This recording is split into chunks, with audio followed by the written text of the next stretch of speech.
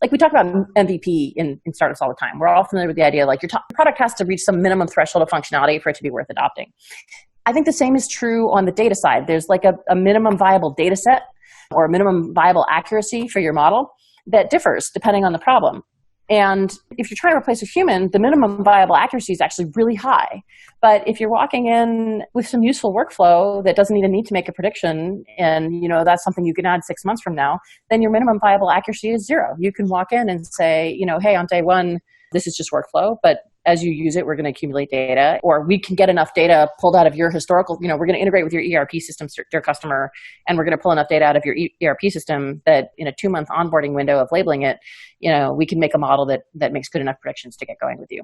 So if your minimum hurdle is low enough that you can get over it with the first customer who's patient and helpful to you, then you start at 1 and you accumulate. And the beauty of it is that by the 5th customer, you're starting to get data network effects. You're starting to see the compounding value of a more and more accurate model, so that with each customer you sign up, every past customer really benefits because the model is getting better and better for them.